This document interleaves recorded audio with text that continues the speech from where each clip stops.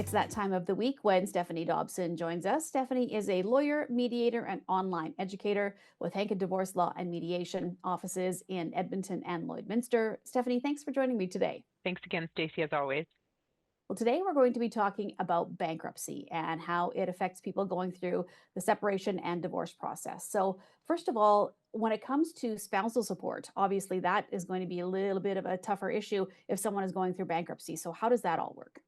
So spousal support and child support actually work the same as long as there's a written agreement or a court order that solidifies the amount that's required to be that's owing by the person who's declaring bankruptcy.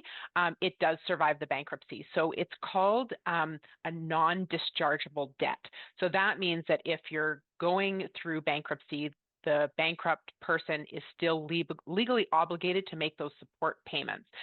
The Bankruptcy and Insolvency Act is the federal legislation that we look at to give us some direction on this, and it treats spousal support and child support payments like what's called a secured debt, so kind of like a mortgage.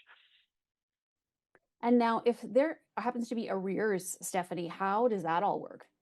So arrears of support, so child support and spousal support, is also known as back pay. So if there's overdue support payments at the time of the bankruptcy, those amounts are also considered non-dischargeable. So while the individual may receive relief from other debts, they must still make arrangements to pay those outstanding child support and spousal support costs. And how does bankruptcy affect costs awards? So let's talk about what is a cost award. So a cost award is a legal expense that may be ordered by a court to be paid by one party to the other. So at the end of a court case, the court can order what's called costs to one of the parties.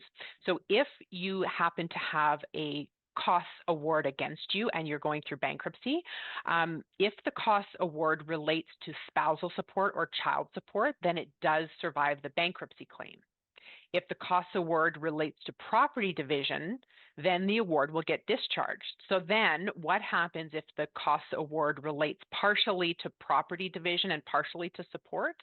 Then, of course, it gets more complicated, as these things always do, and the parties either need to agree or have a court order how much relates to which topic, and then the spousal and child support portion will remain and the property division portion will get discharged. Okay, and let's specifically talk about property division. How does bankruptcy affect that? So during a separation or divorce, couples typically, of course, divide up their assets and debts. If one spouse files for bankruptcy before that property division is finalized, it may affect how those debts are dealt with and divided. So the bankruptcy may protect certain assets from creditors, but it doesn't exempt assets acquired by the couple during marriage. So the courts will take the bankruptcy into account when determining a fair distribution of the property. If one spouse does declare bankruptcy, it does not automatically absolve the other of responsibility of shared debt. So if you have a joint line of credit or a joint credit card, then the non-bankrupt spouse may actually have some responsibility for those debts. Now, what should a person do if their former spouse declares bankruptcy?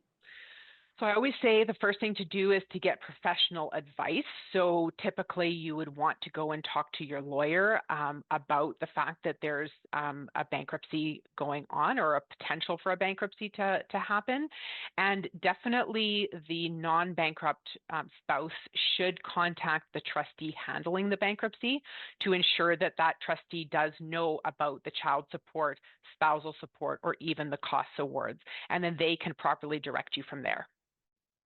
All right, Stephanie. Well, thank you so much for this. And I very much appreciate speaking with you. This will be our last feature for the year, and we'll be back again in Yeah. January. So thank you so much for joining me throughout this year. And I wish you and your family and your staff a happy holidays. Yeah, thanks. And you too, Stacey. And I know this bankruptcy topic is a difficult one to do at any time of the year, but of course, close to the holidays, it's a even more difficult topic. So thanks for indulging me today.